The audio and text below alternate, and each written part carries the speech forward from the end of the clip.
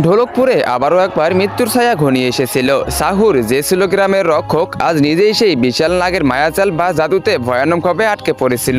চারদিকে সেই নাগ নিজের মুখ থেকে আগুন বর্ষণ করছিল, মানুষ প্রাণ বাঁচাতে এদিক ওদিক ছুটতেছিল। এদিকে গ্রামবাসীর কথা শুনে মহারাজ রাইস্টার তার কিছু সেনাপতিকে সঙ্গে নিয়ে গ্রামের দিকে রওনা হলেন। গ্রামে পৌঁছানো মাত্রই সেনাপতিরা সেই বিশাল নাগকে চারপাশ থেকে ঘিরে ফেললেন এবং ক্রমাগত আক্রমণ করতে শুরু করলেন, কিন্তু কারো কোনো আঘাতই সেই নাগের উপর কোনো কাজ করতেছিল না। তখনই সেই নাগ এক ঝটকায় সবাইকে দৌড়ে আছাড় মেরে ফেলে দিলেন। এটা দেখেই মহারাজ রাইস্টার বুঝে গেলেন এ কোনো সাধারণ সাপ নয়। তিনি রাগে গর্জে উঠে পড়লেন, এই কে তুই, আর ঢোলকপুরের এই পবিত্র মাটিতে তোর কি কাজ? এই কথা শোনা মাত্রই সেই বিশাল নাগ আবারও মানুষের রূপ ধারণ করলো এবং এক হাসি দিয়ে বলল, পবিত্র মাটি, হা হা, এই মাটিতে তো 150 বছরের পুরনো পাপ চাপা পড়ে আছে। 150 বছর আগে যখন গ্রামবাসীরা সাহুরের ওপর চুরির অপবাদ দিয়ে তাকে একটি শুকনো গাছে উল্টো করে ঝুলিয়ে তপরাতে তপরাতে মরার জন্য ছেড়ে চলে গিয়েছিল, তার কিছুদিন পরেই এক কালো জাদুকর তান্ত্রিক সেখানে এসেছিল। তারপর সেই তান্ত্রিক সাহুরের লাশের কাছে গিয়ে তার শরীর থেকে ঝরে পড়া রক্ত একটি মাটির পাত্রে জমা করে রাখে।